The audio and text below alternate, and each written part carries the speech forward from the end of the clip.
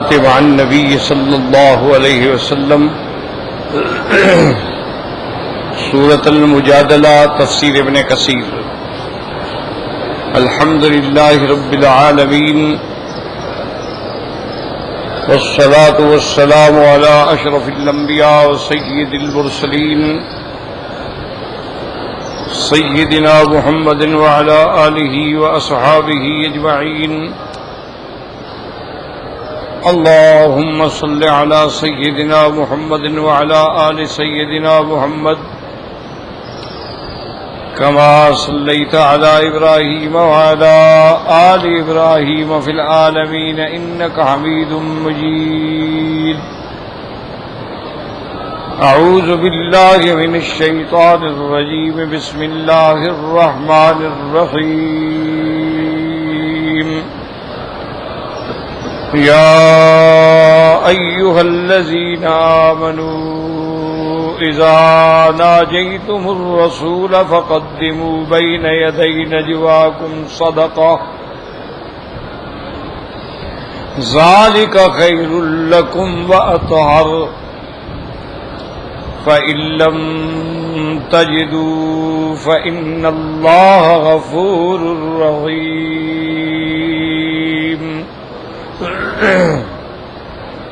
أأشفقتم أن تقدموا بين يدي نجواكم صدقات فإذ لم تفعلوا وتاب الله عليكم فأقيموا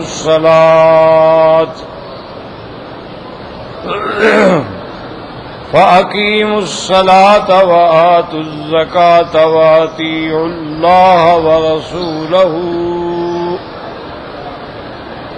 والله خبير بما تعملون۔ اللہ تبارک و تعالی نے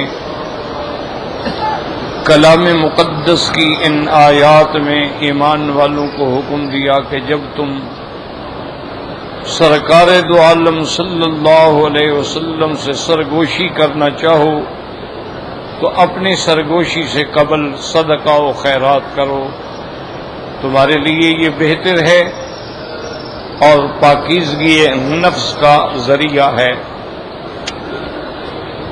اللہ تبارک و تعالی بخشنے والے ہیں اور انتہائی مہربان ہیں۔ پھر ارشاد ہوا کہ اشفقتم، تم ڈر گئے، گھبرا گئے کہ حضور سے سرگوشی کرنے سے پہلے صدقات و خیرات کرو، فَإِذْ لَمْ تَفْعَلُوا، پس تم نہ کر سکے، اللہ نے تم پر مہربانی فرما دی۔ فَأَقِيمُوا الصَّلَاةَ، نمازیں قائم کرو، وَآتُوا الزَّكَاةَ، زکوٰۃ ادا کرو، وَأَطِيعُوا اللَّهَ وَرَسُولَهُ، اللہ کے رسول کی اطاعت کرو۔ اللہ جانتے ہیں جو تم اعمال کرتے ہو۔ اس سے پہلے اللہ نے فرمایا تھا کہ جب تم کو مجلس میں کہا جائے کہ بھئی تھوڑی وسعت پیدا کرو تو وسعت پیدا کرو، ایک دوسرے کو جگہ دو، اور جو آدمی ایک دوسرے کے لیے گنجائش پیدا کرتے ہیں اللہ ان کے لیے رحمت فرماتے ہیں، ان کے لیے بھی مشکلات میں آسانی پیدا کر دیتے ہیں۔ اور جب تم کو کہا جائے بھی کھڑے ہو جاؤ نماز کے لیے، جہاد کے لیے، اللہ کے احکام کی تعمیل کے لیے کھڑے ہو جاؤ، اور ساتھ اللہ نے بتا دیا کہ تم میں لوگ جو ایمان لائے ہیں اور علم والے ہیں اللہ ان کے درجات کو بلند فرما دیتے ہیں،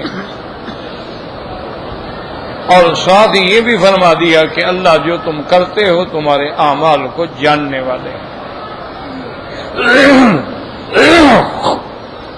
ان ساری آیات میں آداب سکھلائے جا رہے ہیں مجالس رسول اللہ کے صلی اللہ علیہ وسلم اور مناجات رسول اللہ۔ اب اللہ نے ایک حکم دیا کہ ایمان والو اذا ناجیتم الرسول، جب حضور سے کسی بات میں سرگوشی کرنا چاہو تو سرگوشی سے پہلے اللہ کے راستے میں خیرات کرو۔ تو ان آیات کے نازل ہونے کا جو سبب ہے، علماء فرماتے ہیں ایک سبب تو یہ ہے کہ بعض منافقین جو تھے وہ اپنے نفاق کو چھپانے کے لیے زیادہ سے زیادہ حضور کے قریب آتے اور حضور سے بات کرتے، سرگوشی کرتے، یعنی یہ ظاہر کرتے کہ ہم بڑے پکے مومن ہیں۔ تو اللہ تبارک و تعالی نے حکم دے دیا کہ بھئی حضور سے اگر سرگوشی کرنی ہے، کوئی خاص بات کہنی ہے تو پہلے خیرات کرو۔ اب منافقین تو اصل میں تو بات کرنا ہی نہیں چاہتے تھے، وہ تو لوگوں کو دکھاتے تھے۔ تو اب جب صدقے کا حکم ہوا تو وہ ٹھنڈے پڑ گئے کہ بھئی اب تو بات کرنے سے پہلے خرچ کرنا پڑے گا۔ تو بعض علماء نے تو سبب نزول یہ رکھا ہے، اور بعض علماء نے ایک دوسرا قول بھی بیان فرمایا ہے کہ حضور صلی اللہ علیہ وسلم سے جو صحابہ تھے، مومنین تھے، جو بڑے بڑے ماشاءاللہ ذی عز و وقار تھے، وہ تو آگے حضور سے بات کر لیتے تھے، اور غریبوں کو موقع ہی نہیں ملتا تھا۔ جو غریب صحابہ تھے، جو فقراء صحابہ تھے، ان کو موقع ہی نہیں ملتا، تو ان کے دل میں بھی بڑی حسرت ہوتی، یا اللہ تیری مرضی ہے، تو نے ہمیں غریب بنا دیا، فقیر بنا دیا، تو جو چاہے۔ اب ہمیں تو موقع ہی نہیں ملتا، بڑے بڑے آ کے حضور کے ساتھ بیٹھ جاتے ہیں۔ تو اللہ نے یہ حکم نازل فرمایا کہ بھئی جس نے سرگوشی کرنی ہے خیرات کرو۔ تو اب جب بڑے لوگوں کو خیرات کا پابند کر دیا گیا تو ہر آدمی بغیر ضرورت کے سرگوشی نہیں کرتا، تو اب غریبوں کو بھی موقع مل گیا۔ لیکن غریبوں کے پاس تو پیسہ نہیں تھا، وہ کہاں سے خرچ کرے؟ تو یہ دو قول ہیں، اور تیسرا قول یہ ہے، دراصل وہ کہتے ہیں کہ ان آیات میں اللہ نے اپنے پاک پیغمبر رحمت دو عالم کی عظمت شان کا اظہار کیا، اور اللہ نے آداب سکھلائے ہیں تاکہ لوگوں کے دل میں حضور پاک کی عزت، عظمت اور شان جو ہے وہ اجاگر ہو جائے۔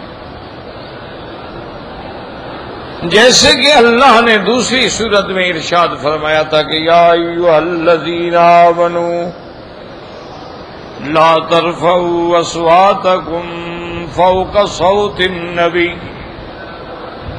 ولا تجهروا له بالقول كجهر بعضكم لبعض ان تحبط اعمالكم وانتم لا تشعرون۔ اللہ نے فرمایا ایمان والو، جب بات کرو تو خبردار تمہاری آواز بھی میرے مدنی کی آواز سے اونچی نہ ہو، یعنی نرمی سے بات کرو، یہ نہیں کہ حضور کے سامنے چیخ چیخ کے بات کرو، اور حضور پاک کو ایسے نہ بلایا کرو جیسے عام آدمی کو بلا لیا جاتا ہے کہ یا محمد یا محمد۔ نہیں، خبردار، بلانا ہے تو پھر ادب سے بلائیں، احترام سے بلائیں، اور اگر تم نے کوئی ایسی غلطی کی انتحبط اعمالکم، میں تمہارے سارے عمل برباد کر دوں گا، یہ نہیں کہا ایک عمل، اعمالکم یعنی آج تک تم جتنے عمل کر چکے ہو سب کے سب برباد ہو جائیں۔ اسی لیے علماء فرماتے ہیں کہ اگر حضور کی آواز سے آواز اونچی ہونے پر سارے اعمال برباد ہو جاتے ہیں تو حضور کی مخالفت کرنے پر کیا حال ہوگا؟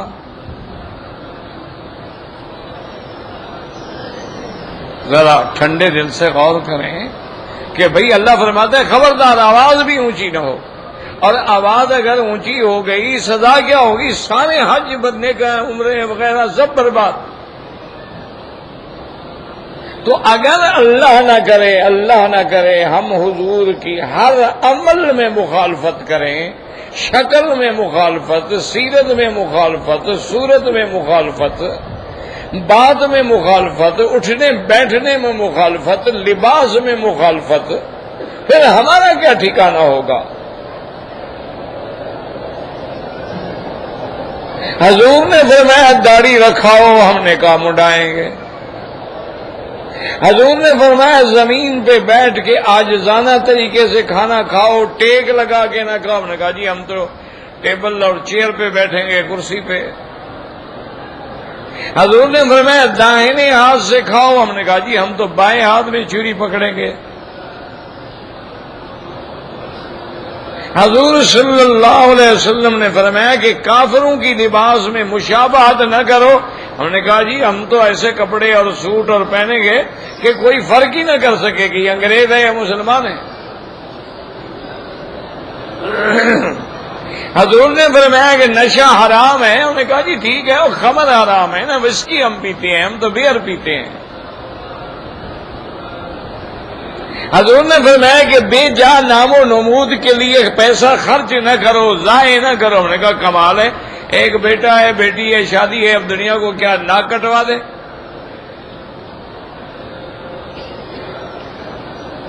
یعنی کوئی ایک عمل مجھے بتائیں جس میں ہم نے حضور کی اتباع کی۔ ہر عمل میں ہم مخالف ہیں۔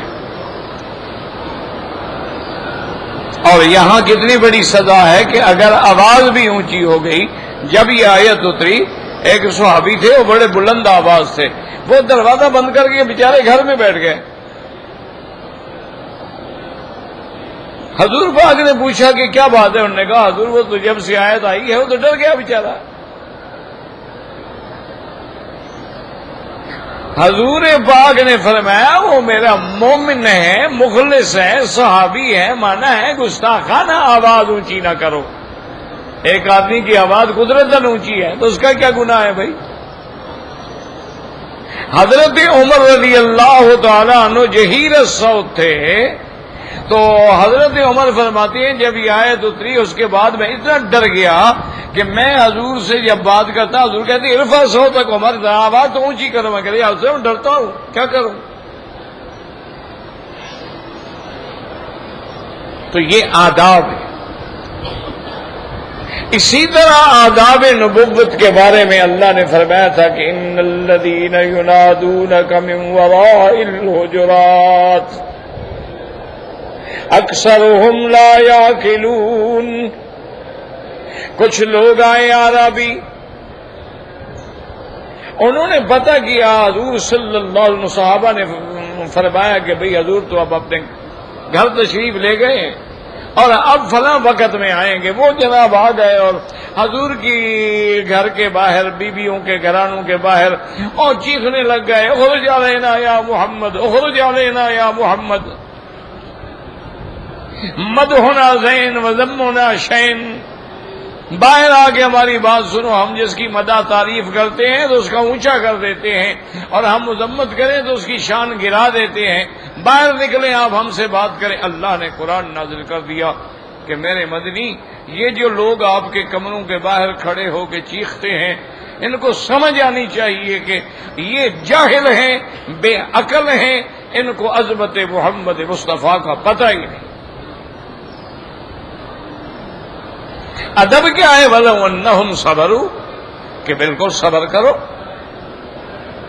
حَتَّى تَخْرُجَ إِلَيْهِمْ، یہاں سے علماء نے فرمایا یہ نہیں کہ جب حضور نکلے تو بس بھاگ پڑو نا، اگر حضور صبر کرو، اپنے گھر سے باہر آئیں، پھر جب تخرج إِلَيْهِمْ، جب تمہاری طرف توجہ کریں کہ ہاں بھائی تم کیسے آئے، اب بات کرو۔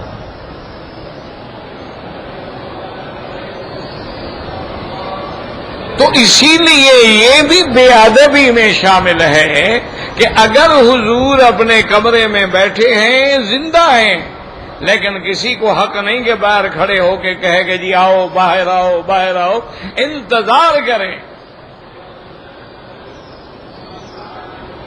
اسی سے علماء نے فرمایا کہ ہمارے حضرات غور کریں کہ اگر حضور کے گھر کے باہر کھڑے ہو کر حضور کو گھر سے بلانا جو ہے آداب کے خلاف ہے، تو یہ لوگ جو اپنے ملک میں خیراتیں کر کے نبی کو بلا لیتے ہیں میلاد پہ، ان کا کیا ہوگا؟ اللہ تو فرماتے ہیں میرا مدنی گھر میں موجود ہے، مت بلاؤ، خبردار، انتظار کرو۔ اور ہم تو اپنے اپنے ملک میں ماشاءاللہ جلسے کرتے ہیں، جلوس نکالتے ہیں، اور پھر عقیدہ رکھتے ہیں حضور آ گئے ہیں، کھڑے ہو جاؤ۔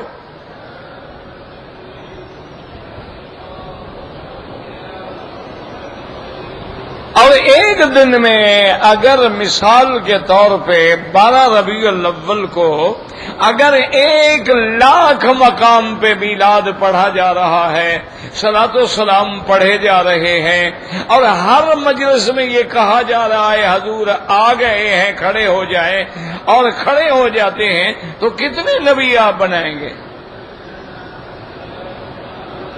یعنی ہر جگہ حضور کی ذل آتی ہے، سایہ آتا ہے، فوٹو آتا ہے، مثال آتی ہے، پھر تو قادیانی یہی کہتا ہے، وہ کہتا ہے میں اصلی نبی تھوڑا ہوں، میں تو نبی کا ذل ہوں، سایہ ہوں، میں بھی تو ذلی بروزی نبی ہوں۔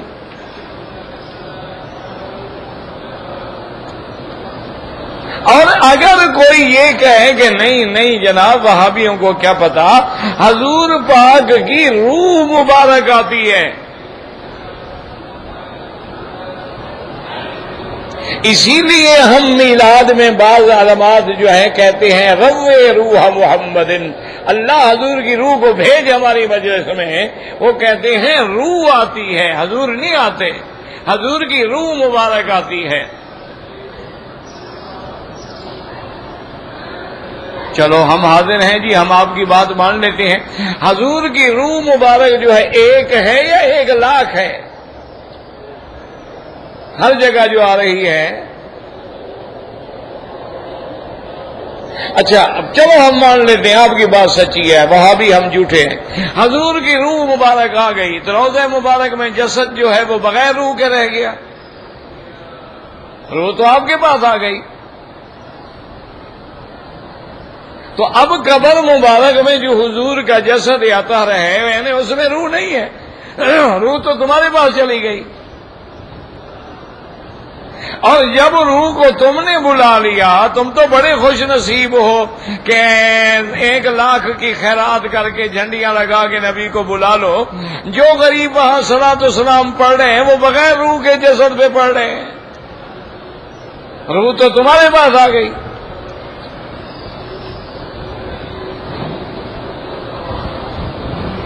خدا کا خوف کریں، آخر قبر نہیں آئے گی، حشر نہیں آئے گی، وہاں یہ حلوہ چھڑوائے گا، مرنا نہیں ہے، اللہ کے دربار میں نہیں جانا ہے، یہ کون سا محبت کا انداز ہے؟ یہ محبت کا انداز جو ہے حضرت حسین نے بھی نہیں کہا کہ حضور کی روح آج کربلا میں آئی تھی، حضرت عائشہ کی جڑائی ہوئی انہوں نے بھی نہیں کہا کہ حضور کی روح میرے پاس آئی تھی، صحابہ پہ بڑے بڑے امتحان آئے ہیں لیکن انہوں نے بھی نہیں کہا کہ حضور کی روح مبارک آئی ہے۔ تو یہ آداب اور آداب محبت کے بھی خلاف ہے، محبت اسی کے نام ہے کہ کعبہ کعبے کی جگہ پہ رہے اور ساری کائنات چل کے کعبے کی طرف آئے، یا تو کا رجالن والا کل ضامر یاتین من کل فج عمیق، اللہ نے فرمایا ابراہیم آواز دو، ہر جگہ سے سواریوں پہ پیدل لوگ بھاگے آئیں گے، کعبہ کعبے کی جگہ ہو اور کائنات محتاج ہو کے آئے، اور میرا مدنی روضے میں ہو اور ہم سب سلام کے لیے حاضر ہوں، نہ کہ ہم کعبے کو بھی بلا لیں اور محمد مصطفیٰ کو بھی بلا لیں۔ اور اپنے عقائد کو ثابت کرنے کے لیے جھوٹی جھوٹی روایات گھڑتے ہیں یا عقل سے فیصلے کرتے ہیں کہ جی حضور جب قبر میں ہم مرتے ہیں سوال ہوتا ہے ما تقول فی حق ھذا الرجل، تو حضور کو بلایا جاتا ہے، اور سوال تو مومن سے بھی ہوگا کافر سے بھی ہوگا، حضور کو کافر کی قبر میں بھی بلایا جاتا ہے۔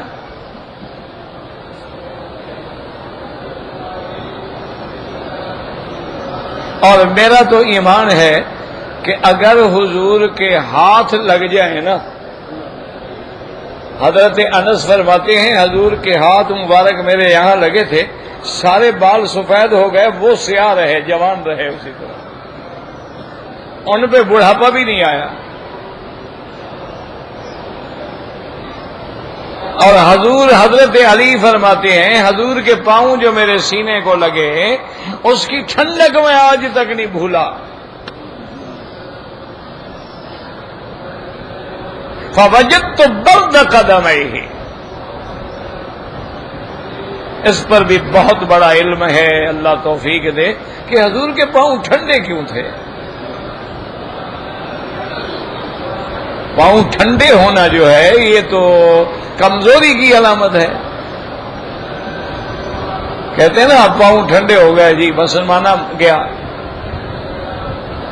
گرمی جو ہے وہ حرارت غریبی کی علامت ہے، لیکن صحابہ کہتے ہیں جس نے ہاتھ ملا وہ کہتے ہیں حضور کے ہاتھوں کی ٹھنڈک، آپ نے ہاتھ جو میرے سینے پہ رکھا، کہتے ہیں فوجدت برد اناملہ، میں نے حضور کے ہاتھ کی ٹھنڈک اپنے سینے میں محسوس کی۔ تو ٹھنڈے کیوں تھے؟ حالانکہ گرمی کا ملک ہے، عرب ملک ہے، گرم ملک ہے، پھر رحمت دو عالم کو تو اللہ نے 100 مرد کی قوت دی تھی۔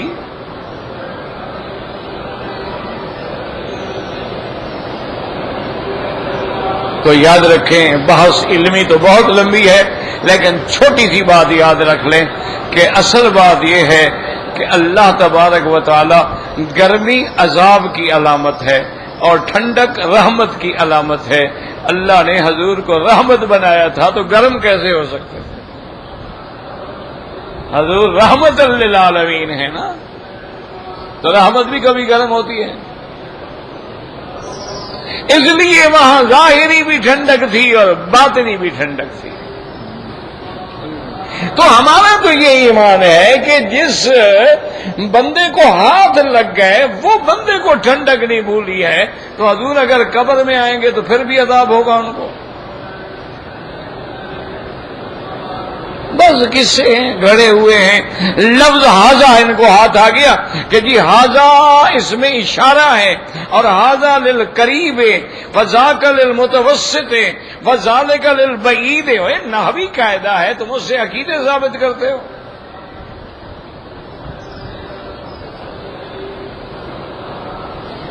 اور یاد رکھیں کہ کبھی کبھی قرب کا معنی یہ ہوتا ہے کہ وہ چیز اتنی مشہور ہے کہ نام لینے سے گویا سامنے آ جاتی ہے، جیسے اللہ نے فرمایا الم تر کیف فعل ربک باصحاب الفیل۔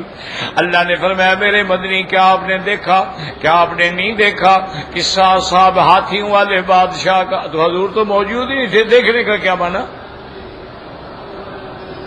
حضور تو اسی سال پیدا ہوئے ہیں، ولد سنۃ الفیل، جس سال ہاتھی آئے ہیں حضور اسی سال پیدا ہوئے ہیں۔ جب اللہ نے ہاتھیوں کو برباد کیا نا اسی سال میرے مدنی پاک کی ولادت ہے، اور تمہیں میلاد کا کیا پتا؟ شان مصطفیٰ یہ ہے ابھی ولادت ہوئی ہے اللہ نے ہاتھیوں کو برباد کر دیا ہے۔ مکے والوں یاد رکھو جس کے آنے سے ہاتھی والے برباد ہو گئے تم بھی مخالفت کرو گے تو مٹ جاؤ گے۔ سبق دیا اللہ نے کہ میرے مدنی کے میلاد سے سبق سیکھو، عبرت پکڑو۔ یہ ارہاسات ہیں کہ نبوت سے پہلے اللہ کوئی معجزہ دکھلا دے تو وہ ارہاس ہوتا ہے، نبوت کے بعد اگر کوئی امر خارق عادت ہو تو وہ معجزہ ہوتا۔ تو اصل بات یاد رکھے یہ ہے کہ ما تقول فی حق ھذا الرجل، اگر اللہ تمہیں حلوے کھانے سے فرصت دیتا تو آگے حدیث موجود تھی الذی بعث فیکم، اس پیغمبر کے بارے میں جن کو ہم نے نبی بنا کے تمہارے پاس بھیجا تھا، اس کے بارے میں کیا عقیدہ ہے تمہارا؟ جیسے پہلا سوال کیا ہوگا؟ من، بھائی قبر میں کیا سوال ہوگا؟ وہ یاد ہی کر لو، قبر میں نہیں جانا، وہ پٹا لکھوا کے آئے ہو تو قبر میں پہلا سوال کیا ہوگا؟ من ربو کا، تیرا؟ تو اللہ میاں بھی قبر میں آئیں گے؟ کیوں؟ وہ کہہ دے جی مجھے تو پتہ نہیں، میں نے تو دیکھا ہی نہیں خدا کو، پھر کیا ہوگا؟ یاد کرو الستو بربکم، اس لیے من ربو کا کہا گیا، من الہو کا نہیں کہا گیا۔ سمجھا کرو کہ اللہ نے جو وعدہ لیا تھا عالم ارواح میں وہ کیا تھا؟ الستو، اللہ نے فرمایا اسی کو یاد کر، اسی کے بارے میں پوچھ رہے ہیں، من ربو کا۔ تو اس وقت تو تم نے کہا تھا کہ میرا رب خدا ہے، اب بھی کہہ دو ربی اللہ۔ جب ہم نے کہا تھا الستو بربکم تو قالوا بلا، تو اب بھی کہہ دو۔ ما دینوں کا، تو کہے گا دینی الاسلام۔ تو اب اللہ کے بعد کس کا سوال ہونا ہے؟ نبی کا ہونا ہے، سیدھی سی بات ہے۔ تو اس لیے ان کو قبر میں بلانے کی کیا ضرورت ہے، یا کھولنے کی کیا ضرورت ہے؟ جی ہر قبر کھلے گی اور حضور کو دکھایا جائے گا۔ مانے یہ وہ تو ذات ہی اتنی مشہور ہے کہ جب اللہ کا نام لو اس کے بعد ہے ہی حضور کا نام، لا الہ الا اللہ، آگے کیا ہے؟ سیدھی سی بات۔ ورنہ اب کتنی حدیثیں ہیں جن میں صرف یہ جملہ ہے من قال لا الہ الا اللہ دخل الجنہ، جس شخص نے یہ پڑھ لیا، عقیدہ بنا لیا کوئی معبود برحق نہیں مگر اللہ، وہ جنت میں جائے گا۔ کیا من؟ اگر محمد الرسول اللہ نہ پڑھے جنت میں کہاں جائے گا؟ وہ جہنم میں پڑا رہے گا۔ تو آگے ذکر ہی نہیں، کیوں ذکر نہیں؟ علماء نے فرمایا، اللہ پاک فرماتی ہیں جب پہلی جز کا میں نے ذکر کر لیا تو اگلی جز کا تو تمہیں پتہ ہی ہے کہ محمد الرسول اللہ، اس کے ذکر کرنے کی ضرورت ہی نہیں، کہ جب جز اول آ گئی جز ثانی معلوم ہے۔ تو اس لیے ہمیشہ یاد رکھیں، اللہ تبارک و تعالی ہدایت دے کہ اگر تم روح مبارک کو بلا لیتے ہو، اور دوسری بات یاد رکھو قرآن سے پوچھا گیا، صحابہ کہتے ہیں حضور سے مشرکین مکہ نے پوچھا یسألونک عن الروح، کہ محمد مصطفیٰ رحمت دو عالم احمد مجتبی صلی اللہ علیہ وآلہ آلہ وسلم، یہ جو ہمارے اندر روح ہے، یہ روح کیا چیز ہے؟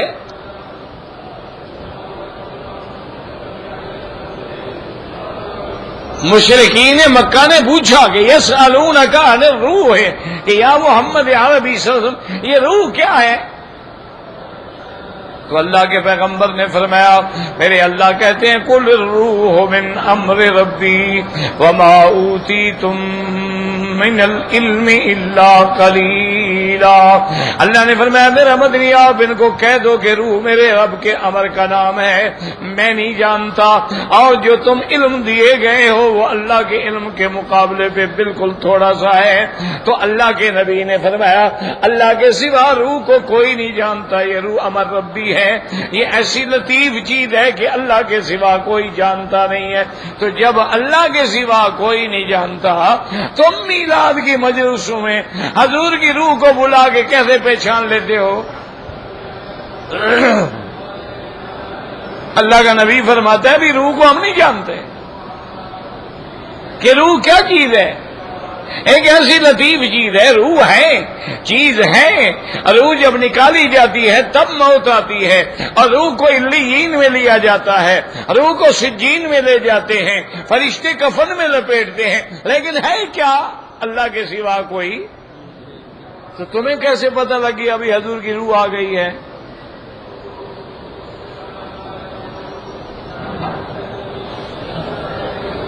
اور ہماری بات تو خیر نہ مانو، ہم تو وہاں بھی بن گئے، مہر لگ گئی ہم پر، لیکن پیران پیر کی بات تو مانا کرو۔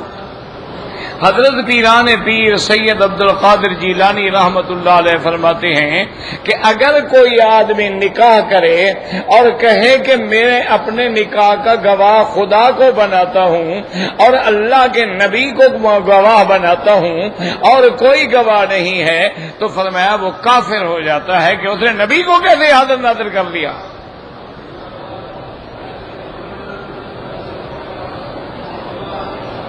یہ پیران پیر کہتے ہیں، حضرت عبد القادر جیلانی فرماتے ہیں کہ جو آدمی یہ سمجھے کہ اللہ بھی موجود ہے اور دوسرا نبی میرا گواہ ہے، اور جی اللہ رسول کو گواہ بنا کے ہم نے نکاح کیا، انہوں نے فرمایا کافر ہو گیا سیدھا۔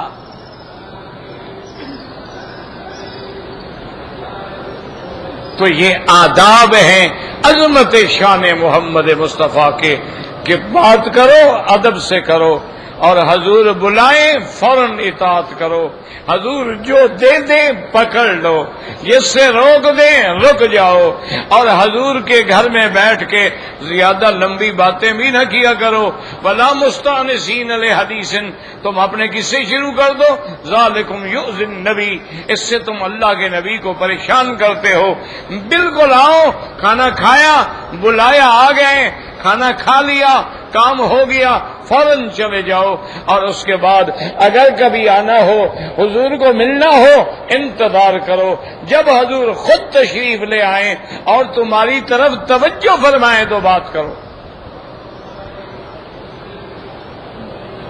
اسی لیے حضرت ابن عباس رضی اللہ تعالی عنہ جو حبر المفسرین ہیں، وہ کبھی کسی صحابی کی خدمت میں مسئلہ پوچھنے کے لیے جاتے، ابی ابن کعب کی خدمت میں اور صحابہ کی خدمت میں، ان کے گھر کے دروازے پہ بیٹھ جاتے۔ ایک دن جو آپ حضرت بھائی نکلے، انہوں نے کہا ماذا بک یا ابن ام رسول اللہ، انہوں نے کہا خدا کے بندے، حضور کے چاچا کے بیٹے ہو، تم باہر بیٹھے ہو، تم نے مجھے کہا کیوں نہیں، بلایا کیوں نہیں؟ انہوں نے کہا حضرت ناراض نہ ہوں، اللہ نبی کو گھر سے باہر کھڑے ہو کے بلانے کی اجازت دیتا ہے؟ انہوں نے کہا نہیں۔ انہوں نے کہا تو علماء ورثۃ الانبیاء، علماء بھی تو انبیاء کے وارث ہوتے ہیں، تو میں کیسے آواز دیتا آپ کو؟ علماء جو ہیں وہ بھی تو انبیاء کے وارث ہیں، ان کے لیے بھی وہی ادب ہوگا۔ تو اس لیے علماء فرماتے ہیں کہ دراصل یہ آداب ہیں، عظمت محمد مصطفیٰ ہے کہ اگر بات کرنی ہے تو خیرات کرو۔ اچھا، اللہ کی شان یہ ہے کہ جب یہ حکم نازل ہوا ہے نا جی، حضرت علی فرماتے تھے اور کسی کو موقع ہی نہیں ملا، صرف اللہ کی شان ہے، میری پاس پیسے تھے، میں نے فوراً خیرات کی اور حضور سے بات کر لی، تو فرماتے اس آیت پر میرے سوا اور کسی نے عمل ہی نہیں کیا، اور اس کے فوراً بعد رحمت آ گئی۔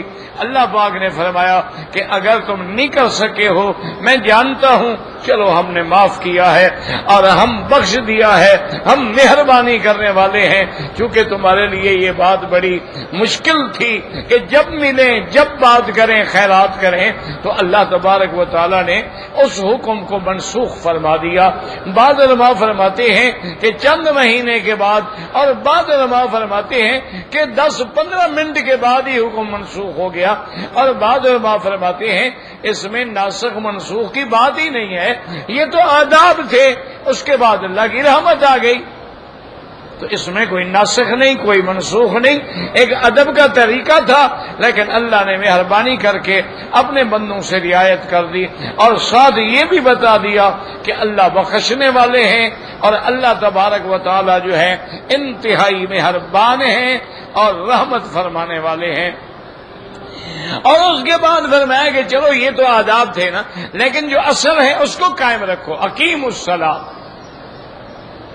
اور یاد رکھو جہاں جہاں قرآن پڑھو گے نا تو لفظ آتا ہے اقیمو، یقیمون، اقیم الصلاۃ، مقیمی الصلاۃ، سارا قرآن پڑھو۔ کسی جگہ اللہ نے یہ نہیں کہا نماز پڑھو نماز پڑھو نماز پڑھو، کسی جگہ نہیں، پر میں نماز قائم کرو۔ نماز قائم کرنے کا کیا معنی ہے کہ اس کے تمام ارکان، تمام شروط کے ساتھ، تمام اوقات کے مطابق کسی چیز کو قائم کرنا ہو تو قائم تو تب ہوگا نا جب سیدھا کرو گے۔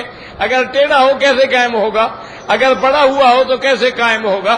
قائم کا معنی کیا ہے؟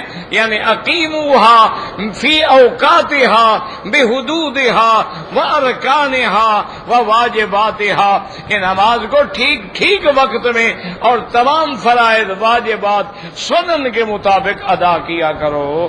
اور فرمایا اور زکوٰۃ دیا کرو، کیوں؟ یہ فرائض اللہ ہے، یہ فرائض ہیں، ان سے تمہیں چھٹی نہیں مل سکتی۔ وہ خیرات کرنے سے تو چھٹی مل گئی لیکن زکوٰۃ سے نہیں مل سکتی ہے۔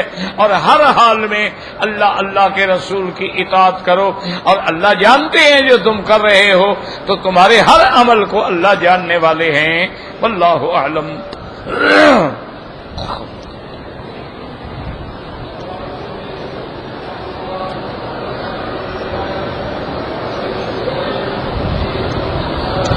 بہرحال اگر کوئی آدمی مکے میں آیا، 8 دن مکے میں رہا، پھر مدینہ چلا گیا، 4-5 دن کے بعد پھر مکے آیا، پھر 8 دن مکے رہا، مسافر ہے۔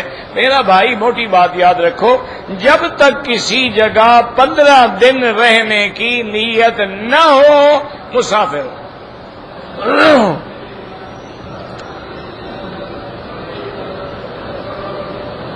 کہتے ہیں جی کہ بھائی اپنی بہن کو ملنے کے لیے آئے تو کیا بہن اپنے بھائی کا بوسہ لے سکتی ہے؟ بالکل نہیں، بالکل ناجائز ہے۔ آج پڑھ نہیں رہے ہو نعوذ باللہ کہ بھائی نے بہن کے ساتھ برا کیا، بیٹوں نے ماں کے ساتھ برا کیا؟ اسلام پابندی لگاتا ہے، کوئی بوسہ نہیں۔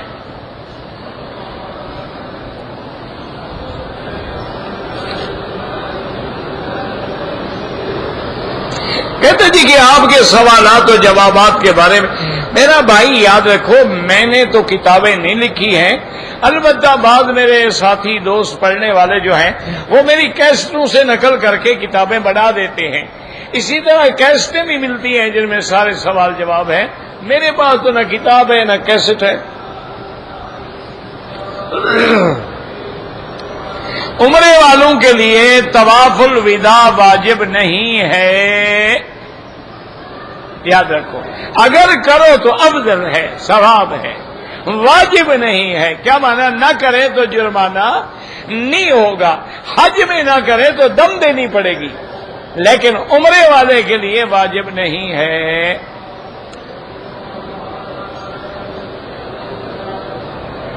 جماعت کھڑا ہو جاتا ہے، اقامت ہو جاتا ہے، امام آیا قبر نے کہا السلام علیکم، کوئی حرج نہیں،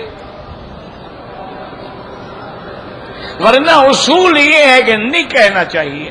جب نماز کھڑی ہو جائے یا کوئی نماز پڑھ رہا ہے یا کوئی قرآن پڑھ رہا ہے یا کوئی درس دے رہا ہے اس کو سلام نہ کرو۔ کہتے جی کہ سفید داڑھی پہ بھی کالا خطاب لگانا تو راجح قول یہی ہے کہ منع ہے،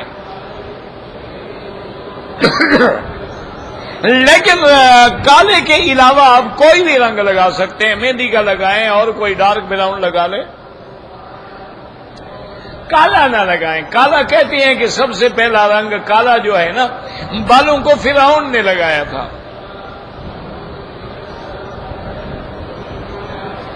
اللہ عالم، بہرحال کالا رنگ نہ لگائیں اور جو چاہے لگا لیں۔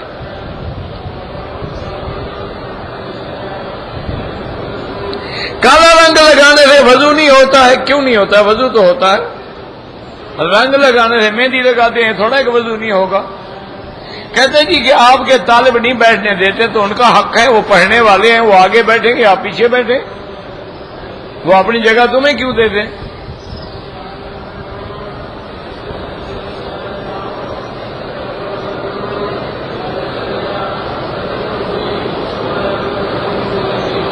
کہتے جی کہ امام حسین کربلا کے میدان گئے تھے ٹھیک ہے.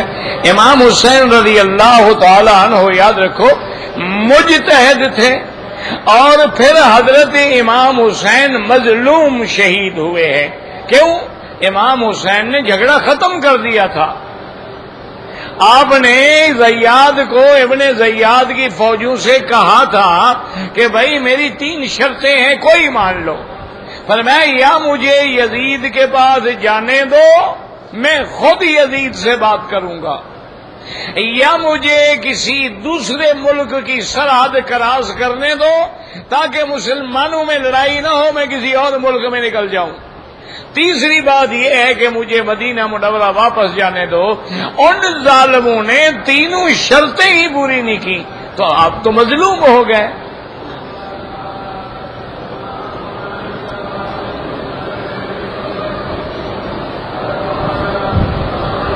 عمرے کے لیے آیا، صفا مکمل کر کے کپڑے اتارے، سر کے بال منڈائے، ٹھیک ہو گیا. بس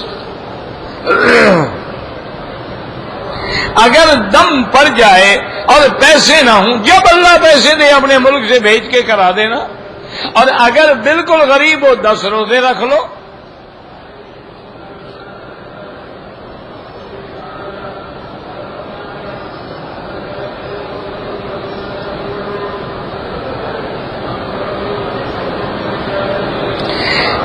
میری گاڑی سے سامان گر گیا، میری مالک کے گاڑی والا کہتا ہے کہ وہ 23,000 روپے کا سامان جو ہے تم ادا کرو، تمہاری ذمہ داری شریعت میں نہیں ہے.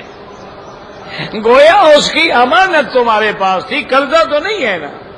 تو جب امانت ضائع ہو جائے تو اس کی ضمان نہیں ہوتی.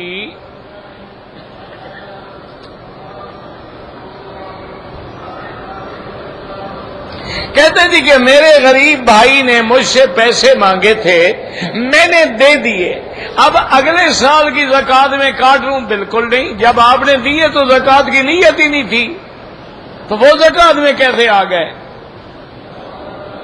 دیکھو نا آدمی کتنے سمجھدار ہیں، اللہ سے بھی فراڈ کرنا چاہتے ہیں. انا للہ ہے. بھائی جب تم نے پیسہ دیا ہے اس وقت تمہاری زکات کی نیت ہی نہیں ہے، تم نے غریب سمجھ کے قرضہ دیا ہے. جب وہ تمہیں واپس کر دے پھر اس کو زکات دو.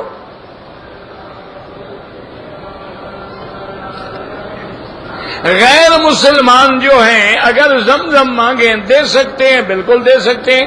ابو جہل کیا پیتا تھا؟ زمزم ہی تو پیتا تھا.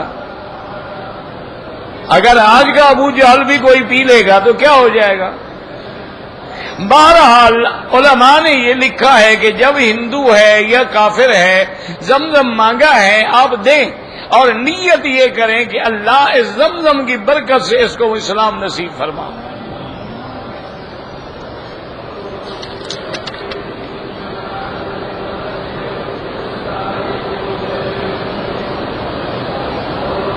میں اپنی بیوی کو بلانا چاہتا ہوں، میرا بھائی بغیر محرم کے تو بیوی سفر نہیں کر سکتی. شریعت میں قاعدہ یہ ہے کہ تم خود جا کے بیوی کو لے آؤ.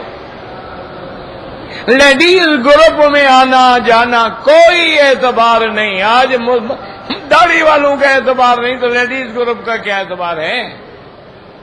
بغیر محرم کے سفر کرنا منع ہے.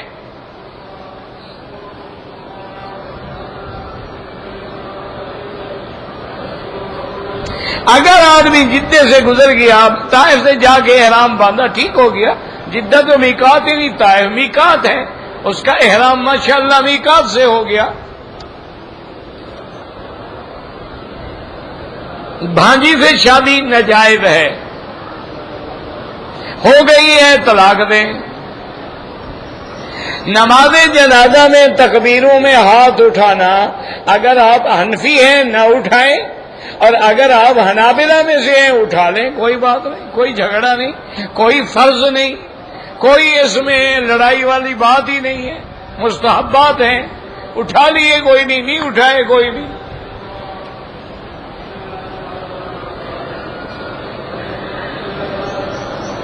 ہم تمام بھائی اپنے مال کی زکات اکٹھی کرتے ہیں. اگر بہنیں غریب ہیں بالکل دے سکتے ہو.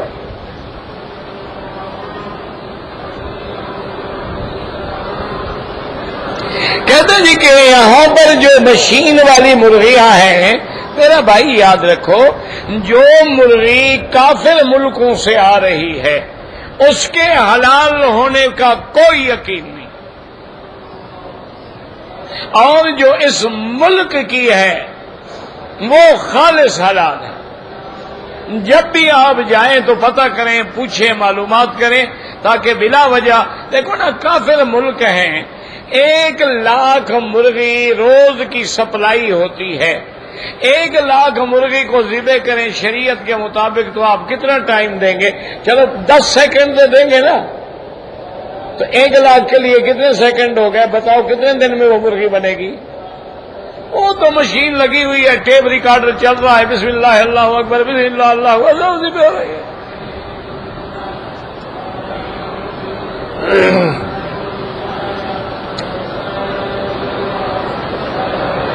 کہتے جی کہ ایک دفعہ بولنے سے بھی طلاق ہو جاتا ہے۔ ہاں جی بالکل ہو جاتا ہے، نہ تو یہ کہاں سے لکھا ہوا ہے کہ 10 دفعہ بولنے سے ہوتا ہے۔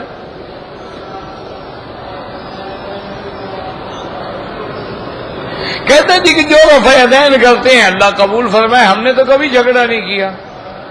جو نہیں کرتے ہیں انشاءاللہ ان کی بھی نمازیں صحیح ہیں، وہ بھی حضرت عبداللہ بن مسعود کی حدیث پہ عمل کرتے ہیں۔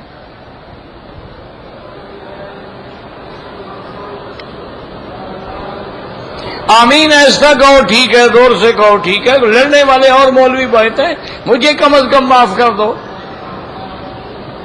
آپ نے لڑانا ہی ہے تو اور مولوی بہت ہیں ماشاءاللہ جن کا پیشہ ہی لڑانا ہے۔ ہمارے نزدیک تو یہ مستحب مسائل ہیں۔ آمین زور سے کہو اللہ سنتا ہے، ایسا کہو اللہ سنتا ہے۔ اور ہمارا ایمان ہے کہ آمین کا معنی ہے اللہم استجب، یہ دعا ہے، اور دعا کے لیے قرآن کہتا ہے کہ ایسا مانگو۔ ہمیں تو کوئی جھگڑا ہی نہیں ہے۔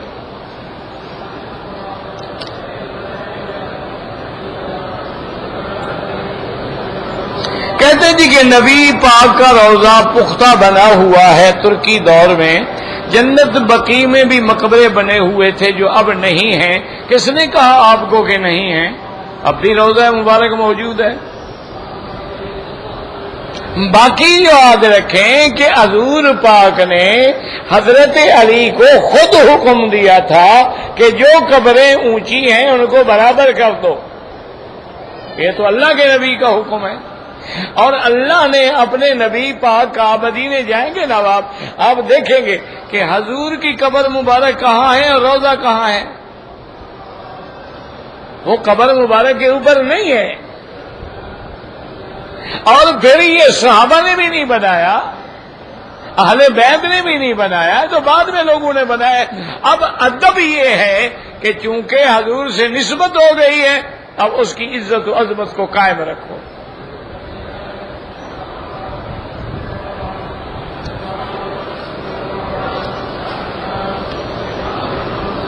کہتے میں نے طواف کیا، طواف کرنے کے بعد عصر اور مغرب کے درمیان میں نے 2 رکعت پڑھ لی، کوئی بات نہیں، کوئی کفر تو نہیں ہو گیا۔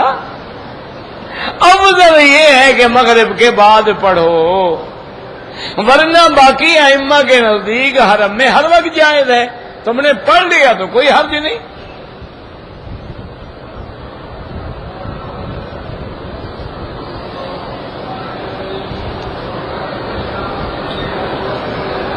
اگر آدمی نے عصر کے بعد طواف کیا ہے، اس کے 2 رکعت مغرب کے بعد، ہاں افضل یہی ہے، کیونکہ جب مغرب کے بعد پڑھو گے تو کوئی حدیث مخالف نہیں ہوگی۔ اگر عصر کے بعد پڑھو گے تو ایک حدیث تو ہے نا مخالف کہ لا صلاۃ بعد العصر حتی تغرب الشمس، کہ عصر کے بعد کوئی نماز نہیں جب تک کہ سورج نہ ڈوبے، اور مغرب کے بعد پڑھو گے تو ساری حدیثوں پہ عمل ہو گیا۔ ہم تو آپ کو کہتے ہیں وہ کام کرو کہ حضور کی ہر بات پہ عمل ہو۔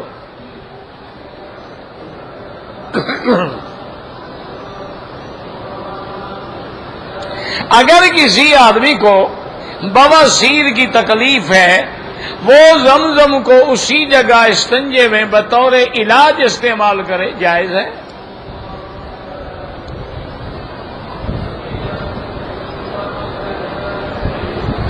میری جو اپنے عباس سیال صاحب ہیں، درس کے بعد میں فارغ ہو جاؤں گا، مجھے آرام سے ملیں، لاکھ دفعہ ملیں۔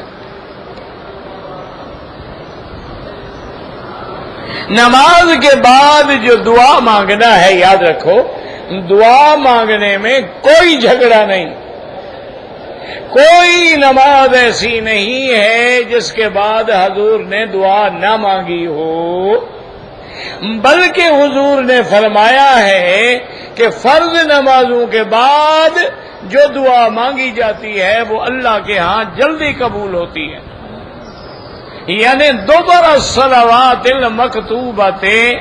اور حضور بھی ہر نماز کے بعد اللہم انت السلام ومنک السلام تبارک یا ذا الجلال والاکرام اللہم لا مانع لما اعطیت ولا معطی لما منعت ولا راد لما قضیت ولا ينفع ذا الجد منک الجد۔ حضور تو دعا مانگتے تھے، اختلاف یہ ہے کہ ہاتھ اٹھائے یا نہ اٹھائے۔ تو عام احادیث مبارک میں یہی ہے کہ ہر نماز کے بعد حضور ہاتھ نہیں اٹھاتے تھے، لیکن علماء احناف نے کہا ہے کہ حضور سے ہاتھ اٹھانا بھی تو ثابت ہے۔ اگر حضور نے کبھی ہاتھ نہ اٹھائے ہوتے پھر تو ہاتھ اٹھانا بدعت تھا، لیکن جب حضور سے ثابت ہے تو اس لیے وہ کہتی ہیں کہ ہم ہاتھ اٹھاتے ہیں۔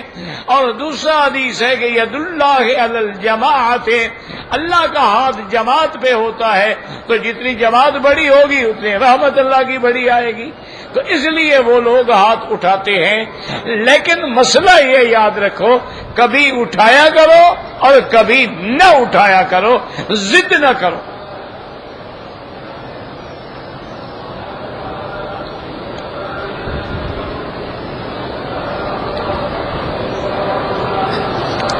کہتے ہیں جی کہ سعودی عرب میں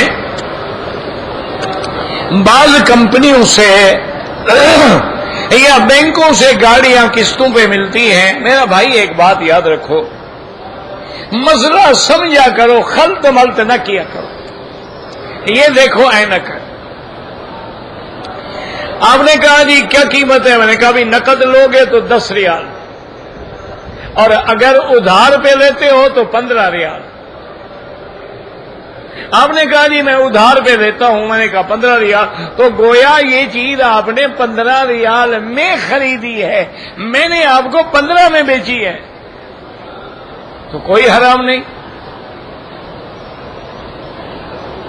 حرام تب ہوتا ہے کہ جب آپ بینک سے کہیں کہ ہمیں لون دے دو، میں نے گاڑی لینی ہے، مجھے 5 لاکھ روپے لون چاہیے، قرضہ چاہیے۔ انہوں نے کہا جی قرضہ منظور ہے لیکن آپ 14% سود دیں گے، یہ حرام ہے۔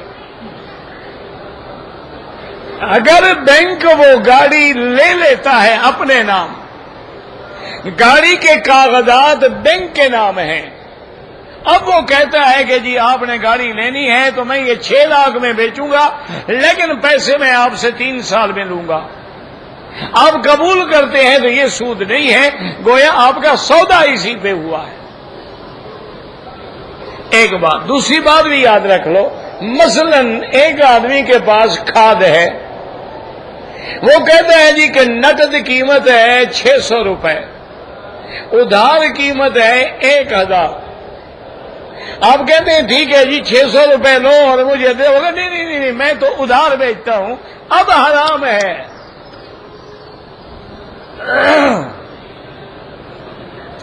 اگر کوئی نقد دے تو دے دے وہ، اور کوئی ادھار لینا چاہے تو دے دے۔ اب وہ کہے نقد تو میں بیچتا ہی نہیں، میرے تو کام ہی ادھار پہ ہے، پھر وہ حرام ہے۔ تو اس لیے ہر مسئلے کو سمجھا کریں۔ سعودی عرب میں جتنی کمپنیاں ہیں وہ گاڑیاں ان کمپنیوں کے پاس رہتی ہیں، ان کے ملک میں رہتی ہیں جب تک کہ آپ قسط ادا نہیں کرتے، یا بعض کمپنیاں یہ کرتی ہیں آپ کے ساتھ کرایہ طے ہو جاتا ہے، وہ کرایہ نامہ لکھ لیتے ہیں کہ جی آپ مجھے ہر مہینے میں 1500 ریال دیا کریں گے، جب قیمت ادا ہو جائے گی گاڑی آپ کے نام کر دیں گے۔ وہ تو گویا کرایہ لے رہے ہیں، وہ تو سود نہیں لے رہے ہیں۔ تو یہاں الحمدللہ چونکہ اسلام کی حکومت ہے، اسلامی عدالتیں ہیں، قاضی ہیں، وہ کوئی ایسا کام کھلا نہیں کرنے دیتے جو شریعت اسلام کے خلاف ہو۔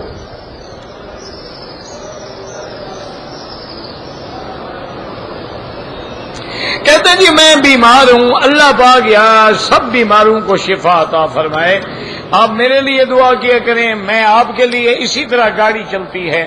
اللہم صلی علی سیدنا محمد وعلی آل سیدنا محمد کما صلیت علی ابراہیم وعلی آل ابراہیم فی العالمین انک حمید مجید۔ یا اللہ یا اللہ یا رحمان یا رحیم یا حی یا قیوم یا ذا الجلال والاکرام یا الہنا الہ کل شیء الہا واحدا لا الہ الا انت اللہم انت الميسر لكل عسیر وانت على كل شيء قدیر اللهم يسر امورنا وامور اولادنا وبناتنا واخواننا واصحابنا وامور من اوصانا واستوصانا وامور المسلمين مع الراحة لقلوبنا وابداننا والسلامة والعافية في ديننا ودنيانا اللهم فرج هم المهمومين نفس كرب المكروبين وقض الدين عن المدينين واشفنا واشف مرضانا ومرضى المسلمين۔ یا اللہ بیماروں کو شفا عطا فرما، یا اللہ اس عاجز کی بیماریاں دور فرما، یا اللہ بیماروں کو شفا عطا فرما، یا اللہ بے حیاؤں کو حیا عطا فرما، یا اللہ بے دینوں کو دین عطا فرما، یا اللہ بے اولادوں کو اولاد عطا فرما، یا اللہ جن کی اولادیں ہیں ان کو صالح بنا، یا اللہ بے روزگاروں کو روزگار عطا فرما، یا اللہ قرض داروں کے قرض عطا فرما، یا اللہ جن کے گھروں میں بچیاں ہیں ان کے رشتے آسان فرما، یا اللہ حرمین الشریفین کو قیامت تک ہر فتنے سے محفوظ فرما، یا اللہ بلاد اسلامیہ پہ رحم فرما، یا اللہ پاکستان پہ رحم فرما، یا اللہ پاکستان پہ رحم فرما، یا اللہ اغیار نے، اشرار نے، یہودیوں نے اسلامی ملکوں کو مٹانے کا فیصلہ کر لیا ہے، یا اللہ تو ان کو مٹا دے، یا اللہ تو قادر ہے ان کو مٹا دے۔ اللہم زلزل اقدامہم، اللہم خالف بین کلمتہم، اللہم مزقہم کل ممزق، اللہم من ارادنا واراد دیننا وبلادنا بسوء فاشغله بنفسه اللهم اجعل كيده في نهره اللهم اجعل تدبيره تدميره يا قوي يا عزيز يا قوي يا عزيز۔ یا اللہ مسلمان جس ملک میں ہیں ان کی جان مال آبرو عزت کی حفاظت فرما، وصلی اللہ تعالی علی خیر خلقہ سیدنا محمد وعلی آلہ وصحبہ اجمعین۔ اللہم صل علی سیدنا محمد وعلی آل سیدنا محمد۔